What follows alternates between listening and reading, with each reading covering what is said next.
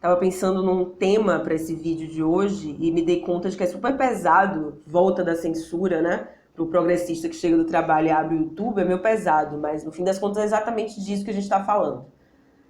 Da volta da censura e uma volta a galope, infelizmente. Oi, tudo bem com você?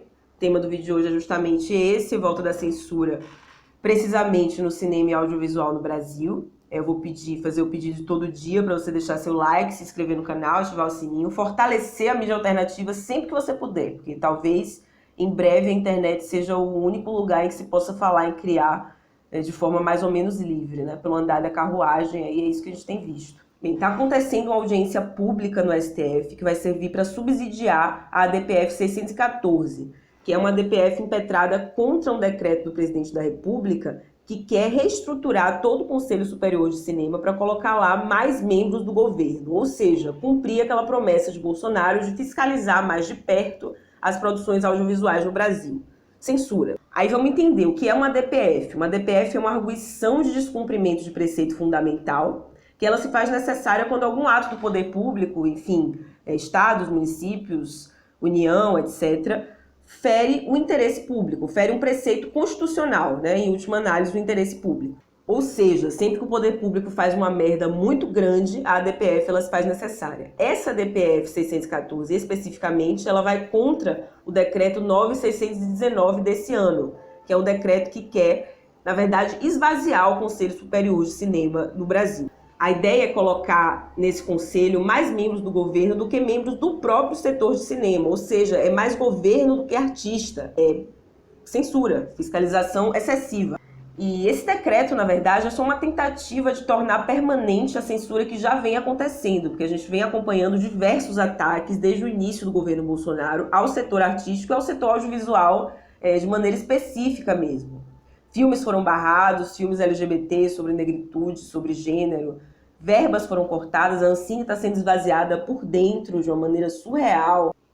E esse decreto aí, é o que nos parece, é um tiro de misericórdia, né? Só para tornar permanente essa censura que já vem acontecendo. Esvazia o Conselho Superior de seus membros experientes, né? Coloca no lugar deles membros do governo com a Bíblia embaixo do braço, evangélicos, como o Bolsonaro, inclusive, já falou claramente. No fim das contas, querem transformar o cinema nacional em uma grande rede Record na telona. É esse o pesadelo, acho que eu definiria dessa forma. E aí, diante disso, o partido Rede Sustentabilidade, pasme, é o partido Rede que está impetrando essa DPF.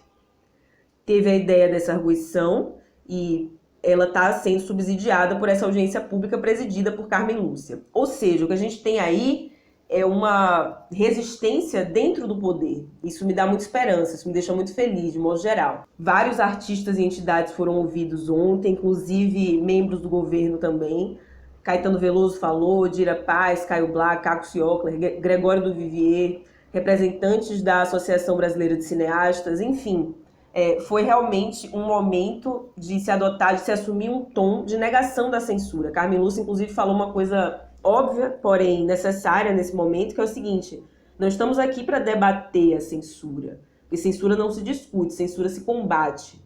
E a democracia, ela não tolera a censura. Todos os membros do STF deveriam copiar esse comportamento aí de Carmen Lúcia. Muito bonito, viu? Carmen Lúcia fez questão de lembrar, inclusive, que o Brasil já venceu os seus tempos em que não era permitido pensar e criar livremente.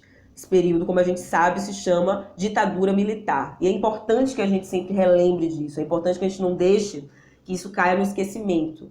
O período de treva que nós vivemos se chama ditadura militar. Era lá que não se podia pensar e criar. E a gente não pode deixar que isso volte a ser naturalizado, sabe? Quando o filho do presidente, que na verdade não é nem só filho do presidente, a gente tem que falar aqui que ele é o filho do presidente, ele é o líder do partido do presidente da República. Ele fala em volta do AI-5, isso é tratado com naturalidade pelo partido, pelo presidente. E é um momento em que essa afirmação de repúdio, ela é muito necessária. Essa afirmação do óbvio, ela é muito necessária, porque tenta se naturalizar novamente a censura. Eu acho que o importante agora é que a gente torne esse debate sobre censura um debate público.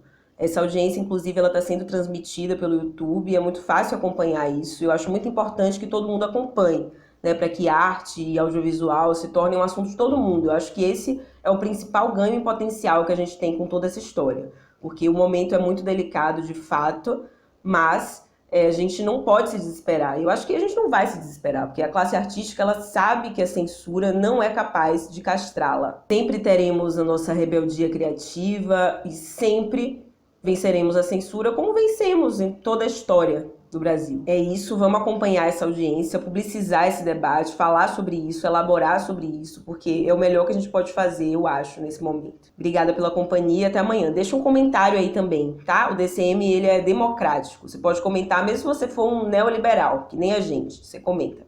Tchau, beijo.